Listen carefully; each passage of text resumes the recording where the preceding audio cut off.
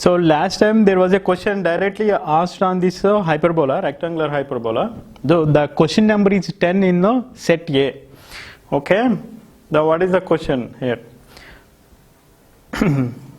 So question number is 24 in the set A. So a cone is resting with its base on HP. Okay. There is a cone horizontal plane. So this is the cone. So this is the horizontal plane HP. So this is the cone. A section plane parallel to vertical plane. So this is the cone, this is the right circular cone, and this is the axis. Okay. So now what happened? A section plane parallel to the VP cuts the cone. So some plane I cut the cone using the vertical plane. Okay. The section plane is some distance away from the center and does not pass through the apex. So this is at a distance from the axis and it's not passing through this one. Okay. And the true shape of this section. So what is the meaning of this one? So always vertical plane is perpendicular to the horizontal plane, and we have a section plane which is parallel to the vertical plane, and this is not passing through the vertex. That means it can be like this or it can be like this, but here the point is this cutting plane is always parallel to the axis here. Okay. So whenever a cutting plane is parallel to the axis and if it is lying only one side of the axis, then the curve formed by this cutting plane is nothing but a rectangular hyperbola. That's what we have seen already. So what are the options here? First one is hyperbola, second one is rectangular hyperbola, third one is parabola, and fourth one is rectangular parabola. So what is the most appropriate answer here? That is a rectangular hyperbola.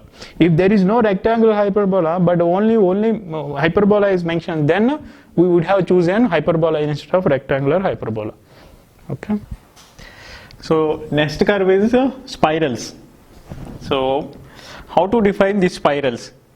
Okay. So you know this spiral you might have seen in so many movies also. So whenever this hero or actress, they want to explain the flashback, then they will show so many spirals like this, then automatically they will go into the flashback. So that is nothing but a spiral here. And but how to define mathematically this spiral? So the spiral is curve traced by a point. So first I will explain and after that I will tell the definition. So for example, this is a line. This is a line, I have a line, and on this line I have a point like this. So I have a point like this, and this line I fixed here. So I fixed here, and on this line this point is moving like this, either like this or either it's moving towards this fixed point or it's moving away from the fixed point. So this point is moving on this line, and at the same time this line is rotating about this fixed point. So if it is rotating like this, so here two things are happening simultaneously. The first one is the point, moving point on this line is either coming closer or going away, and the next thing is this link is moving like this, okay, rotating like this. So this is the definition is the curve traced by a point which is moving along a line. And the line is rotated about a fixed point. So this fixed point can be taken at any place. So either it can taken at this point or either here or either here. At any point we can take this point. So if I simplify this and draw, then you can visualize something like this. So it's a starter like this. It would be something like this. So this is the one. So how we draw this one? For example, here in this case, this point is moving away from the fixed point. So when the point is moving away from the fixed point, and this is the fixed point here, This is the fixed point, and since it's moving away from the fixed point, that's why as the rotations happens, this is going away and away from the fixed point. Okay, and here this fixed point, here this is a fixed point, and here this is a fixed point. This fixed point is called as a pole, and the distance from this fixed point to this line, this is called as a radial vector. Okay, and the angle, for example, here this is the starting one. I will draw a tangent like this, and here this is the thing, and I want to measure the angle from the starting to this point. For example, this is the theta. So this is called as the vectorial angle. Okay, so we need to know these radial vector, vectorial angle, and pole, so that we can identify different types of spirals here. Okay, and what is the applications of these spirals? So these spirals, the famous example is this turbine casing. The turbine casing is designed in such a way that the shape of the turbine casing in the spiral. Okay, and one more important thing is even the spiral are the spiral shapes are used even in the design of the some gear tooth also. Okay, and there are so many types of spirals, but here we generally consider two important spiral categories. So first one is a Archimedean spiral.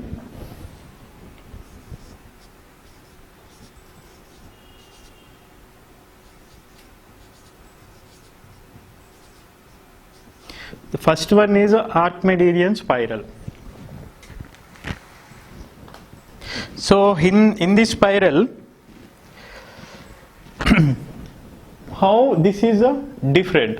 So here, if I draw the spiral, this is the pole. This pole is nothing but a fixed point, and from the fixed point, this is moving like this.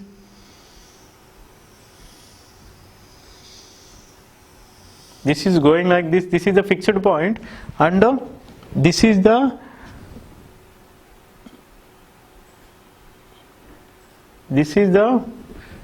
radial vector.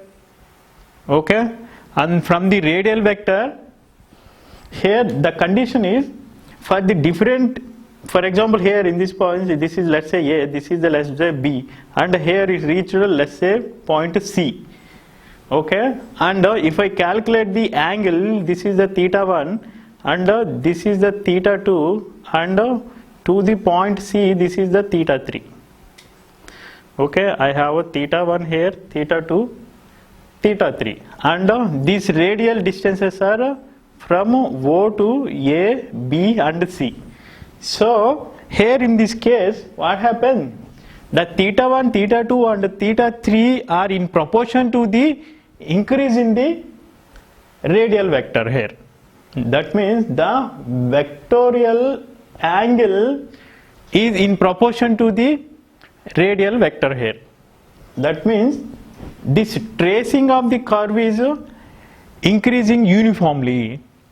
So either it's going away from the pole or moving towards the pole, but that movement is in the uniform manner. Okay, so that's why it's called as a Archimedean spiral here. So what are the applications of this one? So I already mentioned that these are used as a teeth profile of helical gates. These are the teeth profile of helical gates. Okay.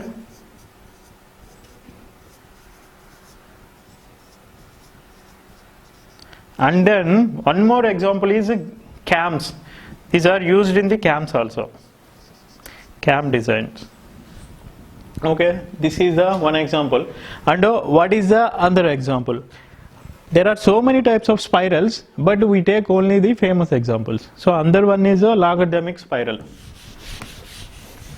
So in the logarithmic spiral, and here one more thing I want to mention is, if you want to derive a relation between the radial vector and the vectorial angle, then that is r equal to a into theta.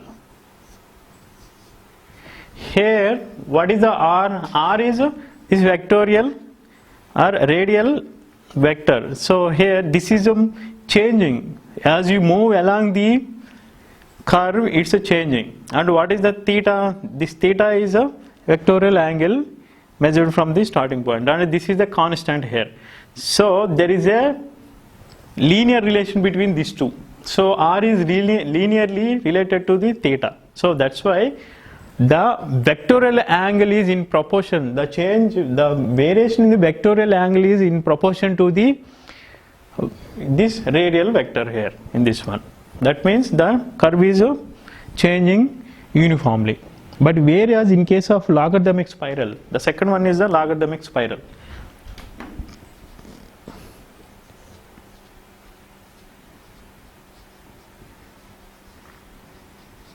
So in case of logarithmic spiral, these radial vector and vectorial angle, they both, instead of related as a linearly, they related with some other relation.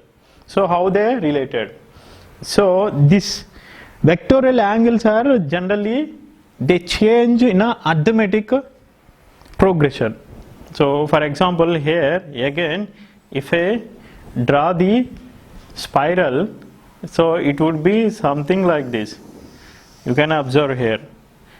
So this is totally different from that one. So there it's a uniformly changing, but whereas here it's not uniform. Then how they are changing? So here the theta, these are in the AP, arithmetic progression.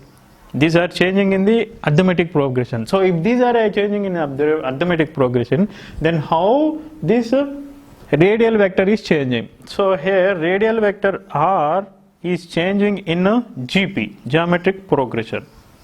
And if you formulate some relation between this r and theta, and if you draw r for every theta angle, then you will get some curve like this. So that is in the logarithmic spiral. That's called as the logarithmic spiral. And there are so many spirals, like Fibonacci spiral and some other spirals also. So let's not worry about all those types of spirals here, but these two are important here. Okay. And last year there was a question based on the spirals actually. So the question is simply based on the definition of the spiral. So now we will see that question.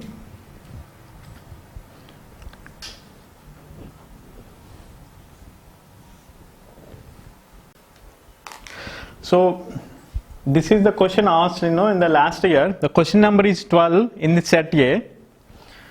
So the locus traced by a point moving along a pendulum from one end to another end when the pendulum oscillated is. See from the options here.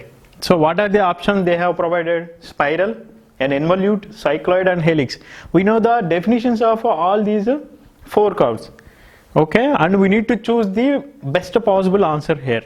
Okay, so here the second option is involute. Of course, obviously this is not an involute, so we know the definition of an involute. Okay, and then cycloid also not this is not the case. Why? In the cycloidal, the curve traced by a point on the circumference of a circle which is rotating without slipping on the surface. Okay, that is a cycloid. And the helix also not this.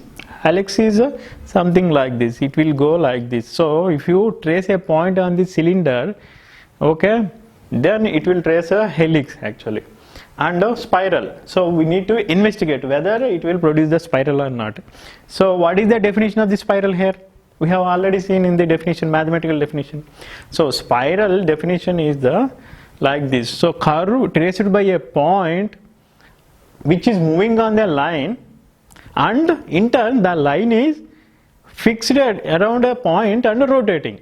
Okay, so here let's say this is the line, and we will take this is the point, and this point should move on this one, and this in turn will rotate like this. Okay,